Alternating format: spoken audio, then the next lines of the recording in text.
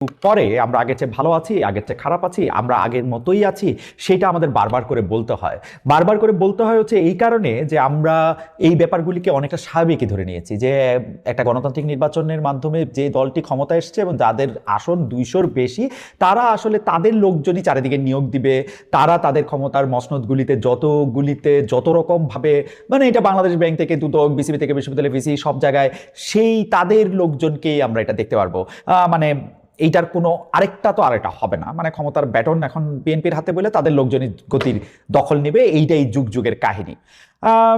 আমরা আমরা এর বাইরে যদি কোনো কিছু আশা করে থাকি তাহলে নিজেদেরকেই নিজেরা এখন বোকা মনে করা ছাড়া আর কোনো কিছু করার নেই, কারণ বিএনপি এভাবেই দেশ চালাবে। সকাল যদি আসলে দুপুরকে দেখায়, দুপুর যদি বিকালকে দেখায়, তো সকাল বিএনপি অলরেডি দেখাই দিচ্ছে যে তারা কিভাবে এটা করবে। কিন্তু আমার মনে একটা ছোট প্রশ্ন আছে যে ধরেন মার্কিনীদের সঙ্গে বিএনপি মানে বাণিজ্য চুক্তি নিয়ে বিএনপি যেগুলি বলে, বা মার্কিনীদের সঙ্গে বাণিজ্য চুক্তি এখন আমাদের জন্য ভালো বা খারাপ এইটা নিয়ে জামাত যেভাবে চুপ করে থাকে, বা আসলে একটা চুক্তি হয়ে গেলে, আজকে বাণিজ্যমন্ত্রী এরকম একটা কথা বলছেন, মানে আজকে মানে যখন রেকর্ড করছি তখন এরকম একটা কথা বলছেন খন্দকার সাহেব, যে খন্দকার মুক্তাদি সাহেব বাণিজ্যমন্ত্রী, যে একটা চুক্তি হয়ে গেলে তো এটা আসলে আর বাদ করা যায় না। অথবা এই যে হামের টিকাদান ব্যর্থতা নিয়ে যে ইউনূস সরকারের সমালোচনা করলে জামায়াত বা এনসিপি পন্থীরা একটু মন খারাপ কেন করেন, এটা আমার একটু জানতে ইচ্ছা করে। কেন আমি এটা বলতেছি, এনসিপির পন্থীদের আসলে প্রথমে বলি যে ইউনূস সরকারের কাজের দায় কিন্তু আপনারা নিয়েন না, এবং জামাতের জন্য এটা আমরা বলি, ইউনূস সরকারের কাজের দায় আপনারা নিয়েন না। কিন্তু জানি না কেন আপনারা এটার মধ্যে এটা নিবেন, মানে কেন ইউনূস সরকারের ব্যর্থতার কথা বললে এটা আপনাদের কাছে লাগে। মানে ইউনূস সরকার কি আপনাদের সরকার ছিল? কতদিন পর্যন্ত ছিল? মানে এই অন্তর্বর্তী সরকারটা কি আসলে আপনাদের সরকার? মানে যে কোনো সময় যে কোনো কথা বললে আপনারা মনে হয় যে তাকে আপনাদের ডিফেন্ড করতে হয়। আপনারা কিভাবে, মানে ডিফেন্ডটা কেমনে করবেন? এই কয়েকদিন ধরে এই যে বাণিজ্য চুক্তি নিয়ে, আমি বাংলাদেশের যুক্তরাষ্ট্রের সঙ্গে বাণিজ্য চুক্তি নিয়ে অনেক কথা বলেছি, আজকেও কিছু কথা বলবো। মানুষ আমরা জিজ্ঞেস করে একই কথা নিয়ে আপনি কতবার কথা বলবেন? 100 বার বলবো ভাই, 3 লক্ষ বার বলবো। এরকম একটা চুক্তি করবে 3 দিন যাওয়ার আগে, তারপরে এটা নিয়ে কথা বলবো না? আসেন, এই কথা শোনার আগে মানে হামের কথা আমি বলি। বাংলাদেশে অনেক বছর ধরে অপারেশনাল প্ল্যানের মাধ্যমে ইউনিসেফ হামের টিকা সহ অন্যান্য যেগুলি টিকা আছে সেগুলি সরবরাহ করতো, এবং অধিকাংশ অর্থায়ন GAVI, the vaccine alliance. Bangladesh সরকারও এতে অর্থ দিত। পাবলিক প্রকিউরমেন্ট যে রুলস আছে 2008, বর্তমানে এটা 2025, সেই পাবলিক প্রকিউরমেন্ট রুলস অনুযায়ী ডিপিএমটারে ভাঙলে হয় হচ্ছে ডিরেক্ট প্রকিউরমেন্ট মেথড বা ডাইরেক্ট প্রকিউরমেন্ট মেথড, রাইট? মনে রাখবেন, এই ডিপিএম পদ্ধতিতে, ডাইরেক্ট প্রকিউরমেন্ট পদ্ধতিতে সমঝোতা স্মারকের মাধ্যমে এটি কেনা হতো। বাংলাদেশের ইপিআই কার্যক্রম একটা সফল কার্যক্রম ছিল, সারা বিশ্বে এটা একটা সফল কার্যক্রম হিসেবে সমাদৃত ছিল। এই কার্যক্রম শুরু হয়েছিল 1970 সালে। 2025 সালের সেপ্টেম্বর, দিনগুলি একটু খেয়াল করেন বোনেরা, ভাইয়েরা, একটু খেয়াল করেন। 2025 সালের সেপ্টেম্বরে অন্তর্বর্তীকালীন সরকার ইউনিসেফের মাধ্যমে টিকা সংগ্রহ বন্ধ করে উন্মুক্ত দরপত্র পদ্ধতিতে যায়, যেখানে সরকার সরবরাহকারীদের দরপত্র আহ্বান করে এবং প্রস্তাব মূল্যায়ন করে ক্রয়াদেশ দেয়। এটি যে সমস্যা তৈরি করেছে, এইটা এখন প্রায় সবাই বলতেছে। শুধু ডক্টর মোহাম্মদ ইউনূসের জায়গা থেকে এটার কোনো ব্যাখ্যা দেওয়া হইতেছে না। উনার স্বাস্থ্যমন্ত্রী আগেও কোনো কথা বলেন নাই, স্বাস্থ্য উপদেষ্টা আর কি সেই পরম শ্রদ্ধেয় নূরজাহান বেগম আগেও কোনো কথা বলেন না, এখনো কোনো কথা বলতেছেন না। মানে সেই সমস্যাগুলি এরকম যে ইপিআই এর জনবল, স্বাস্থ্য অধিদপ্তর এবং স্বাস্থ্য মন্ত্রণালয় তখন কি ব্যবস্থা নিয়েছিল সেটা আমরা আসলে জানি না। আসেন সেটা মানে আমাদের সামনে প্রকাশিত হোক, আমরা সেটা মানে খতিয়ে দেখি যে এটার মধ্যে কি ছিল।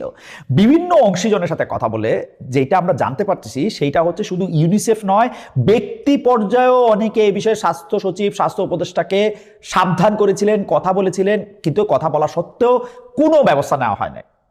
টিকার বাফার স্টক রাখা হয়েছিল কিনা সেটিও স্পষ্ট নয়।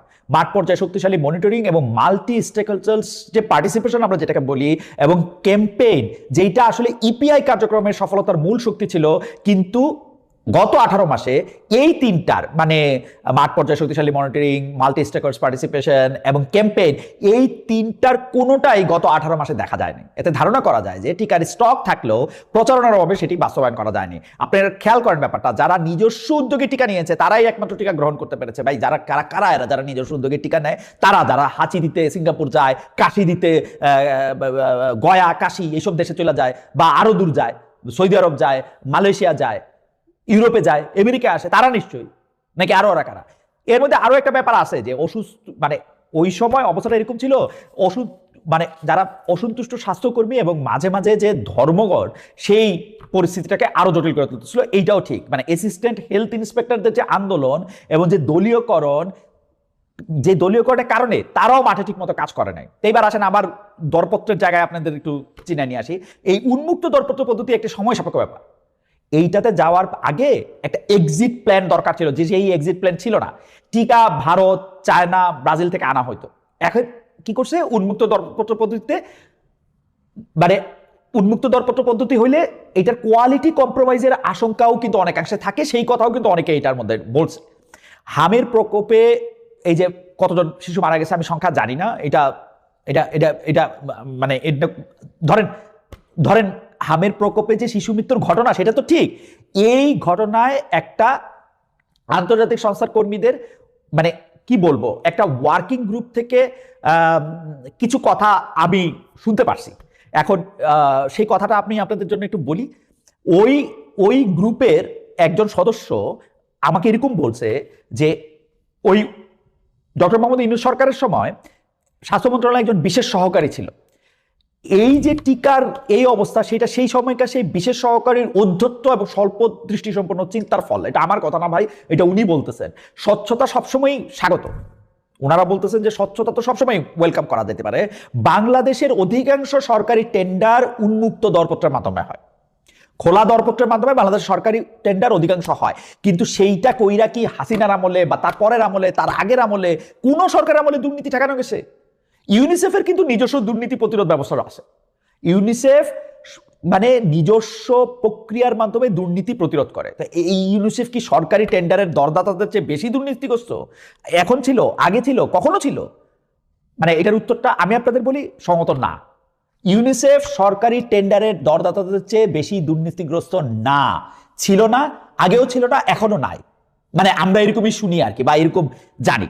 কিন্তু মানে ওই যে স্বাস্থ্য সহকারী এবং তার বস স্বাস্থ্য উপদেষ্টা নূরজাহান বেগম, তারা যদি স্বচ্ছতার জন্য এই ইউনিসেফের থেকে বা ইউনিসেফের রেকমেন্ডেশনের বাইরে গিয়ে টিকা কিনতে চান, তাহলে তারা কি বাস্তব চিন্তা করতে পারছিলেন? তাদের কি কোনো বিকল্প পরিকল্পনা, যেটা আমরা আদর করে প্ল্যান বি বলি, এরকম কোনো কিছু ছিল? আবার উত্তর দেয় না, ছিল না। এত শিশুদের জীবন নিয়ে খেলা করার জন্য এসব মানুষের শাস্তি হওয়া উচিত। আমি তাদের মানে মানে অনেকেই বলতেছেন যে তাদের সঙ্গে কাজ শুরু করার পর থেকে, মানে ওই সময় যারা স্বাস্থ্য মন্ত্রণালয়ের সঙ্গে কাজ করছে তারা বলছেন তাদের সঙ্গে কাজ শুরু করার পর থেকে এত অদক্ষ স্বাস্থ্য মন্ত্রণালয় আর দেখা যায় না। এখন হইতে পারে স্বাস্থ্য মন্ত্রণালয় কিন্তু ঐতিহাসিকভাবে বাংলাদেশের স্বাস্থ্য মন্ত্রণালয় কিন্তু করাপ্ট, মানে তারা দুর্নীতিগ্রস্ত, তারা বিভিন্ন সময় বিভিন্ন জায়গা থেকে অনেক জায়গা থেকে তারা টাকা খাইছে, অনেক দুষ্টামি করছে, অনেক শয়তানি করছে, এগুলি ঠিক। আর আমি কিন্তু বলতেছি না যে স্বাস্থ্য মন্ত্রণালয় অনেক ভালো ছিল, এই সরকার আমলে আইসা খারাপ হয়ে গেছে। অন্তর্বর্তী সরকারের সময় এসে যেটা হয়েছে, এই স্বাস্থ্য মন্ত্রণালয় একটা অদক্ষ, কর্মহীন, একটা আজব জিনিসে পরিণত হয়েছে। এখন সেই বিশেষ সহকারী পরে এটাতে কি বলছে যে ক্রয় নীতিতে কোনো পরিবর্তন করা হয়নি। ভাই, ক্রয় নীতিতে কোনো পরিবর্তন না করা হলে ভ্যাকসিন ছিল না কেন? তিনি আমাদের কি মনে করেন, মানে আমরা অনেক বোকা? মানে ভাই আমি জানি না, মানে আপনারা আমাদের দোষী করবেন কিনা, কারণ এই শিশুদের মৃত্যুর দায় তো কাউরে নিতে হবে। এই যে বিভিন্ন আন্তর্জাতিক টিম, সরকারের ভিতর থেকে যারা এই ব্যাপারগুলি মনিটর করে, তারাও কিন্তু দফায় দফায় তাদের অনুরোধ করেছিল যে অন্তত 15 মাসের পর্যাপ্ত বাফার মজুদ নিশ্চিত করার পর উন্মুক্ত দরপত্রে যেন যাওয়া হয়। ওই সময় কি জবাব তারা পাইছিলেন তারা জানেন? যে আপনারা টেকনিক্যাল অ্যাসিস্ট্যান্স দেওয়ার নামে মন্ত্রণালয়ের লোকজনকে অক্ষম করে ফেলেছেন। এই কারণে ওরা এখন সময় মতো কাজ করতে পারতেছে না। আমার কিছু বলার নাই। এই ডক্টর মোহাম্মদ ইউনূসের এই স্বাস্থ্য মন্ত্রণালয়ের এই জায়গাটাকে যদি আমরা মানে সমালোচনাও না করতে পারি, তাদের জবাবদিহিটাও আমরা না আনতে পারি, তাদেরকে কোনো কিছু বললে এটা যদি জামায়াত বা এনসিপির লোকেরা যদি এই জিনিসটাকে নিজেদের ঘাড়ে নিয়ে আসে এবং তারা এটাকে ব্যাখ্যা দিতে চেষ্টা করে, এইটা আমার কাছে আনফরচুনেট লাগে। ভাই, ইউনূস সাহেবের কাজের দায় আপনারা কেন নিবেন? হিসাবটা কি আপনাদের? এই যে দেখেন, হামের কথায় ফেরত আসার আগে একটু বাণিজ্য চুক্তির কথা বলি। এই যে একটা বাণিজ্য চুক্তি করছে, এখন বিএনপি বলে যে ভাই বাণিজ্য চুক্তিটা একবার কয় ভালো করছে, আরেকবার কয় ভাই একটা চুক্তি হয়ে গেছে আরেকটা দেশের সাথে, আমরা তো এটা রাতারাতি এটা বাদ দিতে পারবো না। তো ভাই তুই 9 তারিখে চুক্তি করছো কেন? 9 তারিখে চুক্তি করছি, আমরা বিএনপি এবং জামাতের সাথে কথা বলছি। ভাই জামাত তো বলছে যে ভাই আমরা ওর সাথে ও আমাদের সাথে কথা বলে নাই। এদিকে আরেকজন সংসদ সদস্য সে বলতেছে যে আমরা একটা সংসদ আলোচনা করতে চাইছি, কিন্তু 5 জনের কমে তো নোটিশ দেওয়া যায় না, আর একজনের পাইতেছি না এটা নোটিশ দেওয়ার। তার মানে আপনারা তো আপনারা স্পষ্ট বলতেছেন আপনাদের সঙ্গে কথা হয় নাই, তারপরেও সেই চুক্তির দায় আপনারা কেন নিতেছেন? আমেরিকা আপনাকে কি খাওয়াইছে ভাই? যে জামাত ইসলামের এই যে জনাব শফিকুর রহমান, আমেরিকা আপনাকে কি খাওয়াইছে? জনাব নাহিদ ইসলাম, আমেরিকার থেকে আপনারা কি পাইছেন যে আমেরিকার এই চুক্তিটা নিয়ে আপনারা কথা বলতে চাইতেছেন না? আবার আবার আবার কিছু হইলেই বলে আপনি কিছু জানেন, আমাকে বলে আপনি আন্তর্জাতিক চুক্তি পড়ছেন, অন্যান্য দেশের সাথে কি পড়ছেন জানেন? সরাসর মিথ্যাটা বলে এটার মধ্যে এটা 37% থেকে 19% আসে না, সরি 37% ছিল না তখন, এই চুক্তি যখন করে তখন ট্যারিফ ছিল 20%। আর তাছাড়া আমেরিকা কি বাংলাদেশে দয়া করে? বাংলাদেশে আমরা কষ্ট করে, আমাগো মেয়েরা কষ্ট কইরা যে এই জামাটা সেলাই করে, এটা অত্যন্ত কম দামে পায়, আমরা ভালো একটা লিড টাইমে দেই দেখে ওরা আমার থেকে কিনে। ও আমার থেকে কিন্তু দয়া করে না, কিন্তু যে ও যা ইচ্ছা বলবে তাই আমাদেরকে শুনতে হবে। ভাই আমার বারবার যে বলেন যে চুক্তিটা পড়ে দেখছেন কিনা, এখন আপনারা আমেরিকারে জিজ্ঞেস করে আরেকটা জায়গা থেকে তেল কিনবেন, আরেকটা দেশের সাথে বাণিজ্য করবেন, আমেরিকার কি জানি বলে কৃষি পণ্য আইনা বাংলাদেশে এটা ভরবেন, আমেরিকার তুলা দিয়া বাংলাদেশে কাপড় সিলাইবেন, হিসাব করছেন এগুলি? এই যে এই জাহাজ দিয়ে আনতে এগুলি লিড টাইম কত লাগবে, কত টাকা বেশি লাগবে, এগুলি হিসাব করছেন? আমেরিকা 6,500 পণ্য এটার মধ্যে ঢুকাইবেন, বোয়িং কিনছেন, খুব খুশি, এখন বোয়িং খুব ভালো বিমান।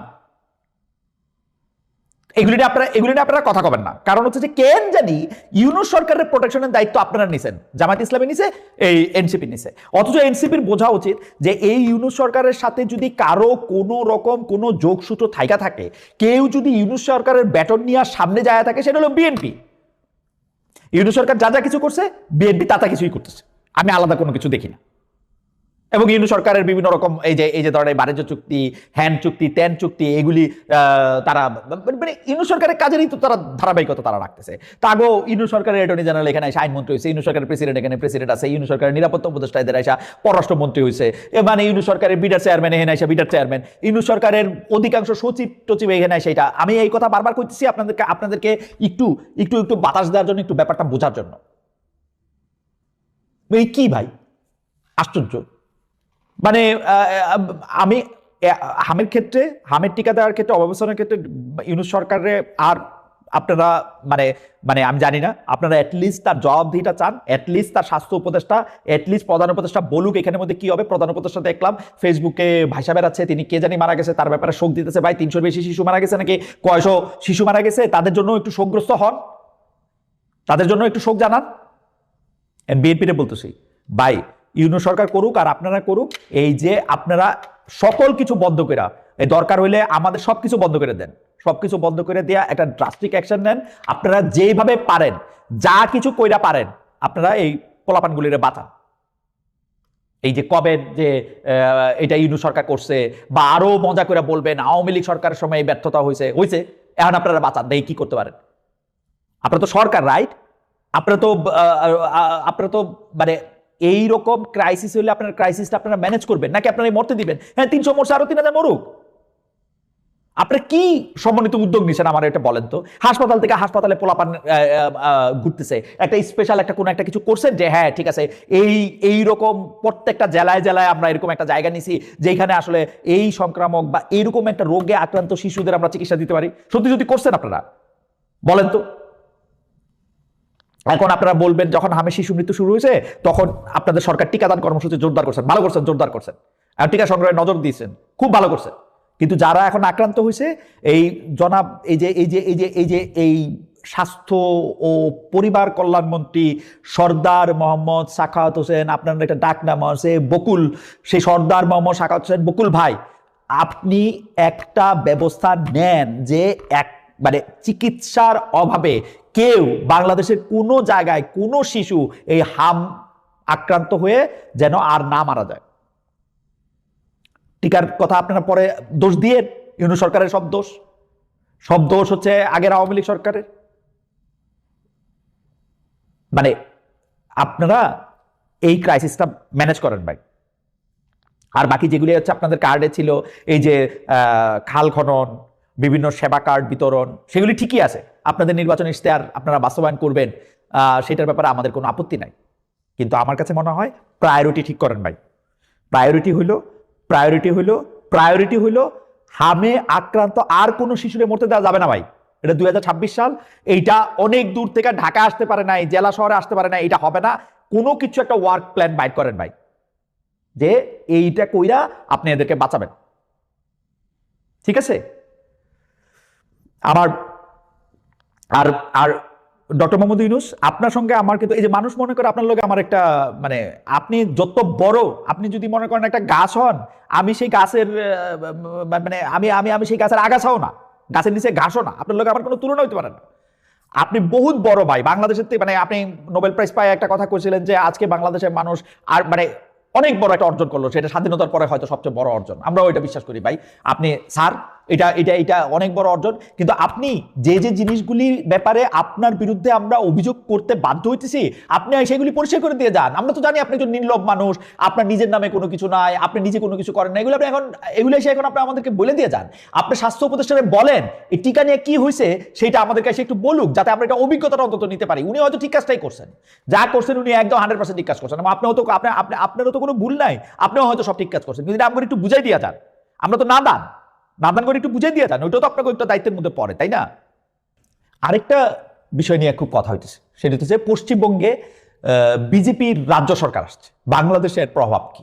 আরে ভাই বিজেপি ভারতে মানে রাজ্য সরকার মানে কি? বিজেপি ভারতে কেন্দ্র সরকার আজকে 3 টার্ম, রাজ্য সরকার আলাদা কি প্রভাব হবে? মানে প্রভাব থাকুক আর না থাকুক আমার এটা একটা কথা কইতে হবে, আমার এটা নিয়ে গুতাগুতি করতে হবে, এইটাই কি কারণ?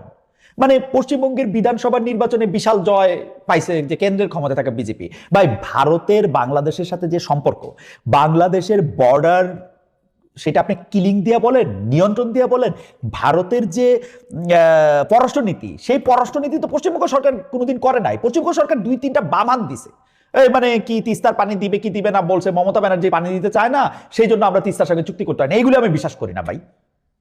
মমতা ব্যানার্জি তৈরি তো প্রত্যেকটা রাজ্য সরকারই তো তৈরি সিদ্ধান্ত নিতে পারতো, এই বিদেশের সাথে সিদ্ধান্ত বা আরেকটা রাষ্ট্রের সাথে সিদ্ধান্ত কি রাজ্য সরকার নেয়? বা রাজ্য সরকারের সঙ্গে আলাপ না করে, মানে আপনি চিন্তা করে দেখেন যে কি সব গল্প। ভারতের প্রধানমন্ত্রী ছিলেন তখন মনমোহন সিং, উনি চলে আসছেন, উনি আইসা সাইনও করে ফেলবেন এরকম একটা অবস্থা, এই যে তিস্তা চুক্তি উনি সাইন করে ফেলবেন। আমাদেরকে তখন পররাষ্ট্রমন্ত্রী ছিলেন দীপুমণি বলছেন যে এই তো কালকে সাইন হবে ব্যাপারটা, আশা করে উনি বললেন মমতা চায় নাই সেজন্য আমরা এটা করতে পারলাম না। তো মমতা চায় নাই তো এটা আগে আলাপ করেন আপনারা। আবার দেখা গেল যে এখন মমতা ব্যানার্জি গেছে, আসছে হইলো বিজেপি, এই শুভেন্দু অধিকারী মুখ্যমন্ত্রী হয়েছে দেখা আওয়ামী লীগের লোকেরা খুব খুশি, বা শুভেন্দু অধিকারী মুখ্যমন্ত্রী হইব এই ঘোষণা পাইয়েই খুব খুশি, বা বিজেপি জিতছে দেখেই খুশি। কে খুশি? আওয়ামী লীগের লোকজন নাকি খুশি। মানে এর কারণ কি? আওয়ামী লীগের লোকজন খুশি কারণ হচ্ছে যে এই শুভেন্দু অধিকারী সহ বিজেপি নেতারা নাকি বলছে বাংলাদেশে এই যে প্রধানমন্ত্রী শেখ হাসিনা আছে তিনি আবার প্রধানমন্ত্রীত্বের মর্যাদায়, প্রধানমন্ত্রীর মর্যাদায় আবার বাংলাদেশে ফিরে যাবেন এইখান থেকে। ভাই উনি কি এখন প্রধানমন্ত্রীত্বের মর্যাদায় আছেন? আপনাদের দেশে যে আছে এখন আছে, উনি এখন প্রধানমন্ত্রীর মর্যাদায় আছে? উনি যখন ওইদিকে নামছেন ওনারা কি আপনারা প্রধানমন্ত্রীর প্রোটোকল দিয়ে রিসিভ করছেন? কি সব কথাবার্তা। কিন্তু এইখানে লক্ষ্য করার বিষয় হচ্ছে যে বাংলাদেশের সীমান্ত এলাকায় জামায়াতে ইসলামী সীমান্ত এলাকার যে আসনগুলিতে সেগুলিতে জামায়াত ইসলামী ভাষণ মানে খুব ভালো করছে। এখন পশ্চিমবঙ্গের সীমান্ত আসনগুলিতে বিজেপি প্রার্থী এগিয়ে গেছেন। অনেকে এটার মধ্যে অঙ্ক করতেছে যে বাংলাদেশে মানে পশ্চিমবঙ্গে বিজেপির উত্থানের কারণে বাংলাদেশে জামায়াত ইসলামী শক্তিশালী হবে, বা ওই দেশের একটা সাম্প্রদায়িকতাকে মোকাবেলা করার জন্য আমরা খুব অসাম্প্রদায়িক হব না, আমাদেরও একটা সাম্প্রদায়িক হয়ে ওঠার একটা সম্ভাবনা আছে। ভাই আমি এগুলি কিছু জানি না, আমি সহজ কথা বুঝি। সহজ কথা হচ্ছে যে আপনারা যদি গণতন্ত্রের মধ্যে সব মানুষের সমান মর্যাদা সমান অধিকার নিশ্চিত না করতে পারেন, সেটা যেই ছুতাই হোক, সেইটা পশ্চিমবঙ্গে বিজেপি আসছে নাকি নরেন্দ্র মোদী খুবই খারাপ লোক, বা নাকি সৌদি আরব এবং ইরান খুব ভালো, সৌদি আরব এবং ইরান পরস্পর মারামারি করতেছে, নাকি আমেরিকা ইসরায়েল ইরানের আক্রমণ করতেছে, বা যা কিছু দিয়েই হোক, আপনারা যে কোনো ছুতা দিয়েই মানুষের অধিকার মানুষের মর্যাদা যদি আপনারা ক্ষুণ্ণ করেন তাইলে এই গণতন্ত্র টিকবে না। এবং এই মানে যেটাকে বলে হচ্ছে যে হ্যাঁ গণতন্ত্র নিশ্চয়ই মানে ইয়ার ঊর্ধ্বে না, মানে কি বলে জানি একটা মানে একটা একটা একটা একটা ভুলের ঊর্ধ্বে একদম ত্রুটিহীন একটা ব্যবস্থা না, কিন্তু এখন পর্যন্ত অন্যান্য যে ব্যবস্থা আছে সেই ব্যবস্থাগুলির মধ্যে গণতন্ত্র একটা টেস্টেড ব্যবস্থা, এরকম যে গণতন্ত্র থাকলে অন্যান্য অনেক ঝামেলাগুলি মানে মোকাবেলা করতে সুবিধা হয়। মানুষের মর্যাদা যদি আপনি সব মানুষের সমান না করেন, ধর্ম গোত্র বর্ণ ভাষা এগুলি দিয়ে যদি আপনি আলাদা করে রাখেন এবং এর জন্য যদি আপনি ছুতা নেন, মানে খুব ভালো প্রশ্ন না কিন্তু এগুলি, খুব ভালো উত্তরও না কিন্তু এগুলি। কোনগুলো জানেন? যখন আপনি আপনার এলাকার একজন দুর্বল রে একজন সংখ্যালঘুর অত্যাচার করেন, তারপর আর আমি যখন বলি যে কেন ভাই এই অত্যাচার করতেছেন, কেন এই জায়গাটার মধ্যে থেকে আপনি প্রতিবাদ করতেছেন না, তখন বলে জানেন না ইন্ডিয়াতে কি হয়? আর ইন্ডিয়াতে কি হয় দিকে আমার কি সমস্যা? ইন্ডিয়াতে একটা অন্যায় হয় দেখে কি আমি এখন অন্যায় করব? এইটা কিন্তু ভাই, এই যে এই তুলনার অন্যায়টা, এইটা আমি বুঝতেই পারি না। আপনি কোনো কিছুর একটার প্রতিবাদ করতে সময় সেটাকে গোষ্ঠীতে নিয়ে যান কেন? আপনি এটা আপনার একটা গোষ্ঠীবাদ এটার মধ্যে কেন করেন ভাই? ওই যে এই লোকের বিরুদ্ধে এখন একটা অভিযোগ আসছে, আপনারা দল বাইন্দা তাকে প্রোটেক্ট করতে চলে গেলেন। কেন দল বাইন্দা প্রোটেক্ট করতেছেন? কারণ তার মতো দেখতে আরো দুইটা লোক আওয়ামী লীগের আমলে অত্যাচারিত হয়েছে। তো কি হয়েছে? তো এই জন্য একটা গোষ্ঠীতন্ত্র করতে হবে ভাই। প্রত্যেকের অপরাধ প্রত্যেকের নিজস্ব অপরাধ। ওই লোকের অপরাধের কারণে ইসলাম ক্ষতিগ্রস্ত হয়েছে, ওই লোকের অপরাধের কারণে হিন্দু ধর্ম ক্ষতিগ্রস্ত হয়েছে, ব্যাপারটা এরকম না। ওরা তো ইসলামের নামে এটা করে নাই। আপনি কেন? আমি ওই যে আজকে শুরু করছিলাম যে ভাই, মানে কেন খালি একটা দলবাজি একটা গোষ্ঠীতন্ত্রের কারণে এই অন্য সরকারেরও আপনার প্রোটেক্ট করতে হয়, অন্য একটা লোককেও আপনার প্রোটেক্ট করতে হয়? এটা বাদ দেন। পশ্চিমবঙ্গের মধ্যে বিজেপি আসছে, এখন আমাদের মধ্যে অনেক মৌলবাদী, অনেক জামাতে ইসলামী আসবে কিনা, অনেক এই হবে কিনা, অনেক সাম্প্রদায়িকতা আসবে কিনা, এটা যা বলার আগে নিজেদের দিকে একটু তাকান। নিজেদের দিকে তাকান বলতে আমি এটা বুঝাইতে চাইতেছি যে, এইটা বলতে চাইতেছি যে ভাই, ন্যায়, ন্যায় শব্দটার অর্থ হচ্ছে মতো। আপনি আপনার যেই বিচারটা আপনার নিজের ক্ষেত্রে চান, সেই বিচারটা আপনি আপনার সবচেয়ে শত্রুর জন্য নিশ্চিত করেন, এবং বিচার আপনার হাতে তুলে নিয়েন না, এবং সব মানুষের সমান অধিকার মর্যাদা সেগুলি রক্ষা করেন। তাইলে আর কোনো এই এই এই এই মানে মানে এই হানাহানি, এই রকম একজনের জন্য আরেকজনের মিসট্রাস্ট সেটা থাকবে না। এটা তো সত্য। বিজেপির যে স্বভাব, ভারত জুড়ে মুসলিম মসজিদ এরকম নানা কিছুতে এখন সমস্যা হতে পারে, এর জের ধইরা বাংলাদেশে যাতে কিছু না হয়, সেইটাই এন্টি বিজেপি রাজনীতি। আপনারা যদি সেইটাই আমরা করি, বা সেইটাই আমরা করতে দেখেন, বা সেইটাই আমরা হইতে দেই, ওইটা বিজেপির রাজনীতিরই জিতাই দিবে, আমারে আপনারে না। মানে এই কথা তো আমরা মানে অনেকবারই শুনছি, তাই না? যে পশ্চিমবঙ্গ সহ বিভিন্ন রাজ্যের বিজেপি নেতারা বিভিন্ন সময় সেই দেশের মুসলিমদেরকে বাংলাদেশে পাঠায় দেওয়ার একটা হুঁশিয়ারি দিয়েছেন। এখন কত জনের এরকম অভিযোগ আছে শুধুমাত্র মুসলমান হওয়ার কারণে তাদের ভোটার লিস্ট থেকে নামও বাদ দিছে। এই পুশব্যাক বা পুশইন একটা ভাবনার বিষয়, কিন্তু এইটা একটা পাল্টাপাটলি দলাদলি না করে এইটার মধ্যে মানে আমরা কি করতে পারি শক্ত হয়ে, সেইটা হচ্ছে আমাদের এখন এটা দেখার জিনিস। আমাদের পররাষ্ট্র প্রতিমন্ত্রী শামা ওবায়েদ এরই মধ্যে সাংবাদিকদের জানিয়েছেন, আমরা তার কথাটা একটু শুনি। পশ্চিমবঙ্গ রাজ্য সরকারের যেই থাকুক না কেন, অমীমাংসিত বিষয়গুলোর সমাধানে বাংলাদেশ একই দৃষ্টিভঙ্গি নিয়ে কাজ করবে।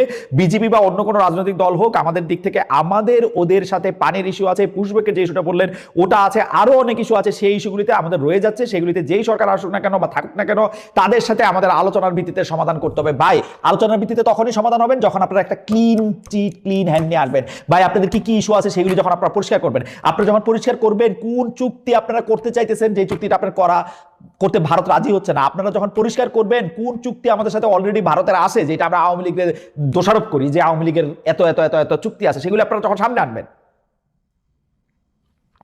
এগুলি নিয়ে এত এত এত টেকনিক্যাল হয়ে না। এই যে আপনি এগুলি যতগুলি কথা কইছেন না, এগুলি শামা হবে এর মধ্যে কোনো মানে ইয়াতে দিতেছি, ফেসবুকে দিতেছি, রবীন্দ্রনাথ ঠাকুর নিয়েও অনেক কথা হইতেছে। তার একটা কথা বলি যে মানে আপনি অনেক কথা জান যে বলে কোনো কথা না বলে আপনার মানে আপনার ভাষা বোঝার আশা আমরা বহু আগে জলাজলি দিয়ে দিছি আপনার মানে আপনার সরকারের। কেন জানেন? এই যে এই দৃষ্টিভঙ্গিতে আগে কাজ করবে এখনো কাজ করতেছে। ভাই, এগুলি ওপেনলি আমাদেরকে বলেন যে কি নিয়ে কাজ করতেছে, বুঝছেন? এগুলি আমাদেরকে ওপেনলি বলেন। এই 2026 সালে আইসে আর এইগুলি কি চালাকি আমি কব, ওই মানে ওই ওই ওই ওই ওই কাউয়া চালাকি আর করেন না। কাউয়া চালাকি কিরকম জানেন? ধরুন ঝড় টর উঠলো, ওই ঝড়ের মধ্যে থাকবে না, ওই বালুর মধ্যে মুখটা গুজা দিল। কাক ছাড়া আরো অনেকে নিশ্চয়ই এরকম করে, আমি কাক টাকরেই দেখছি। কোনো একটা কিছুর মধ্যে দেখা গন্ডগোল হইলে সে একটা, ওগুলি আর করেন না ভাই। আমাকে বুঝান যে কি নিয়ে আপনারা কাজ করতেছেন, আগের মতোই কাজ করে যাবেন, সরকার পরিবর্তন কাজটা কি সেটাও বুঝায়েন, বুঝছেন? আর আওয়ামী লীগের লোকজনকে বলি, ভাই, পশ্চিমবঙ্গে বিজেপির বিজয়ে আপনারা খুশি হয়েছেন, মানে আপনাকে খুশি হওয়া তো হাস্যকর আসলে। আসলে মানে মানে কি কমু যে যারা ডুবতে থাকে তারা খড়কুটা ধরে, আপনারা তো মানে কি যে ধরবেন। ভাই, রাজনীতিতে ফিরতে হইলে মানে আপনাদেরই নিজেদের কিছু করতে হবে।